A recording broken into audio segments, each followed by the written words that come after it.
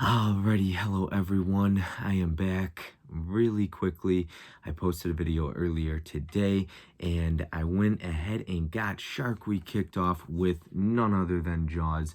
It is day one and I decided to go with Jaws for today. I'm not going to go ahead and talk about it just yet. Today's video will be a little bit different. I'm going to go ahead and do my first ever review and it's going to be Jaws. I'm curious to hear your thoughts. I want your opinions on how you want me to lay out my reviews. I'm going to go ahead and do it the way I wanted to today, and I would love to hear some tips on things you liked or didn't like about it. So basically, I'm going to go ahead and go through some little facts about the movie. For starters, as you all probably know, it came out in 1975. Actually, the exact date was June 20th, 1975. It was on in between a $7 and $9 million budget. I couldn't get the exact amount.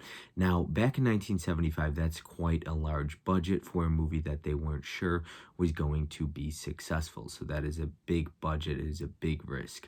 But it made $472 million in the box office. So it made plenty of money back. A very good profit. So it was obviously directed by Steven Spielberg. Some of the cast was Roy Scheider, Robert Shaw, Richard Dreyfuss, Lorraine Gary were all in it. Lorraine Gary played the wife of Roy Scheider. Let's see what else we got here. So, like I said, I'm going to go ahead and kind of list some facts here. Lorraine Gary was actually the first cast member that Steven Spielberg hired. Robert Shaw was not originally the first or even the second actor to be offered the role of Quint. Robert Shaw actually passed away 3 years after the movie in 1978. This is loaded with special features. Let me show you here. So you've got all of these on the back. Hopefully this, you can freeze this and it will do it justice. But it is, I watched a lot of it. Before I ended up watching it, I wanted to go ahead and kind of cover this. So we're talking 2 hours, 2 minutes of a making of documentary. They go over the restoration of the movie and one of the special features. There's like a 40-minute video on it's just jam-packed with special features. You got interviews, archival, not solo interviews. It's all in the documentary, archival documentary, interviews for the most part. But yeah, it's just absolutely jam-packed. We're talking about 4 hours of special features. So very, very jam-packed. I didn't notice any audio commentaries. A friend of mine had told me Steven Spielberg is like never done an audio commentary for any of his movies, so that was interesting to hear.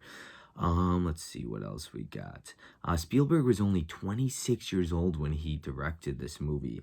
So he was really young. They were definitely taking a chance, especially with that big budget.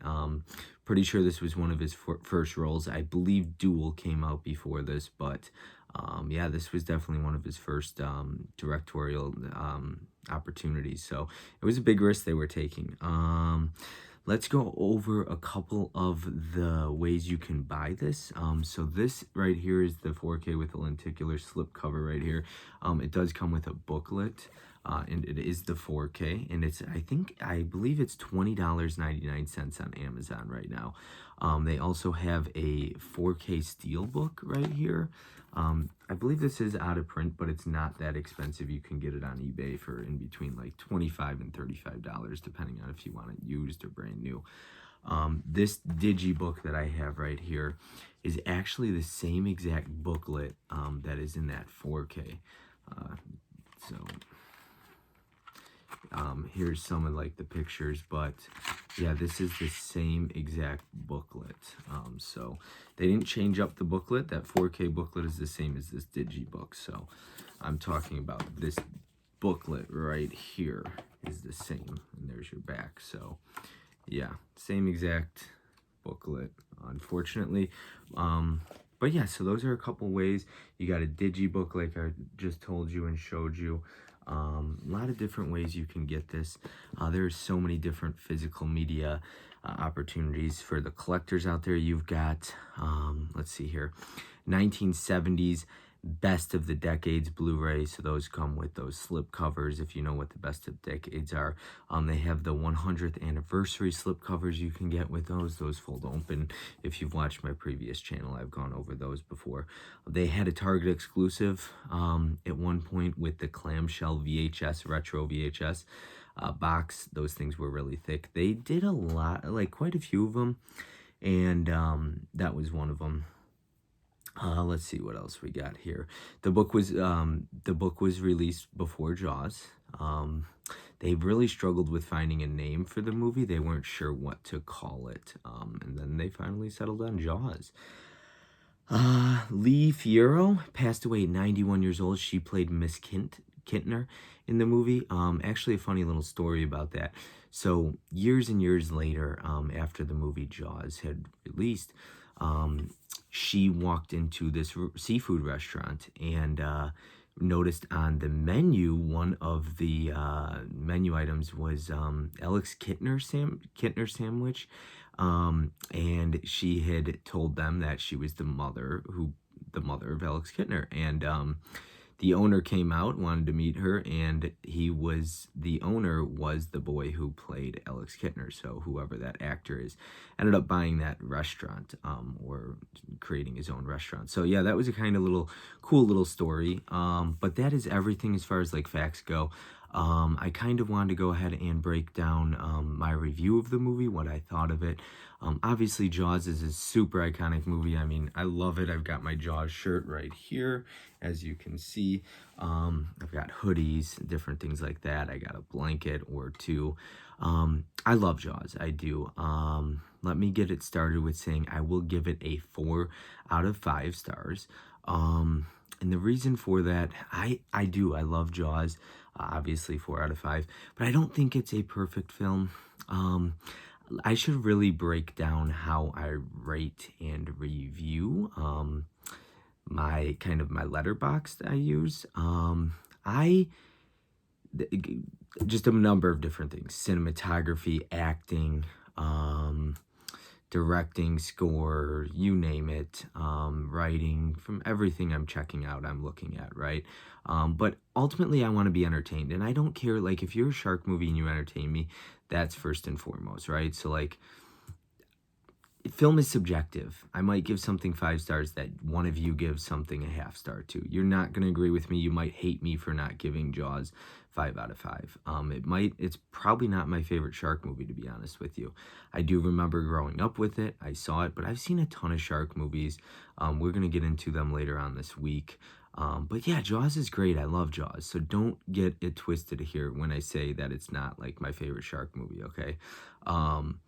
I absolutely adore Jaws. I just think it's a bit of a slow burn, a bit slow. I think it's also a bit long at times, but I love the way it opens. I think it's got an incredible score.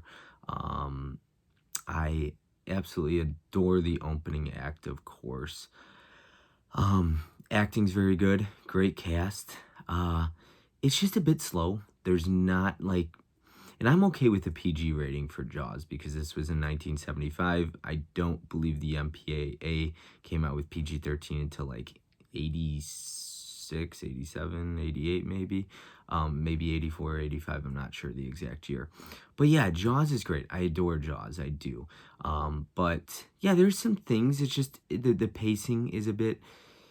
I think that it's a bit long with some pacing issues for me. I think it's an incredible film. Like I said, the score, it's very well directed. I think Steven Spielberg did an incredible job. I think the cinematography is excellent. One thing that I noticed about it this time, watching it on 4K, the restoration for one looked incredible. But I had always kind of complained about how awful the shark looked because they used 3 different mechanical sharks to play the shark in it, Jaws, and so to speak. They nicknamed him Bruce, was the name of the 3 mechanical sharks that they used. But it looked really good this time around. That's the one thing at the end of the movie when he kind of pokes his head out of the water and he attacks I thought the shark looked really good in this. I thought it looked a lot better in 4K. I thought it did it justice. I was obviously not born until 1991, so I didn't see this movie until I was a bit older. I remember loving it as a kid, and I still do. It holds a special place in my heart, but ultimately I don't think it is, I don't think it's a perfect film. That's going to offend some people. I think Jaws is incredible, but it just, it did the pacing issues and things like that. So when it comes to shark movies, I think this one has a lot deeper story, but I think Jaws is probably the best shark film ever made. I think that goes without saying. As far as the most entertaining shark movie, absolutely not, in my opinion. You'll see later on this week that most of the shark movies I picked are, to me, a lot more entertaining than Jaws. So it depends on what you're looking at and how you rate your scores and everything like that. But I think Jaws, from like a filmmaking perspective, is probably the greatest shark movie, maybe one of the greatest, if not the greatest, creature features ever made. But as far as entertainment goes and things like that, it just left a lot to be desired for me, but I really still do love Jaws. Like I said, this is my first time doing a review, so I don't quite know what I'm doing here. Just want to kind of give my thoughts on it. Yeah, some pacing issues, things like that, but really, overall, I really enjoy Jaws. I'm a big fan of it. It was fun to revisit, great restoration, great transfer on 4K. Plenty of different ways you can go ahead and grab Jaws. But yeah, just definitely want to check it out on 4K. The special features, you want to watch the restoration, like in the documentary making of, but it is incredible. It, to the people who always complain about why we don't get 4Ks, watch the restoration of this in the special features, and you'll understand how much work it takes, the money, the cost, the time it takes. They're talking about frame by frame. It could take 3 to 4 hours to clean one single frame in a movie. And you think about this movie, it's over 2 hours long. So yeah, it probably takes over, I don't know how many people they got working on their restorations and things like that over at Universal and other studios, but it could probably take like 1 year, maybe longer, maybe a little bit less, depending on the movie. But Jaws is something that you want to do great work with. So, but yeah, I think ultimately older films benefit the most from 4K transfers. I don't think, like, the newer films, I don't know, they look great either way. I think Blu-ray personally looks great, but these older films benefit the most, in my opinion, from 4K.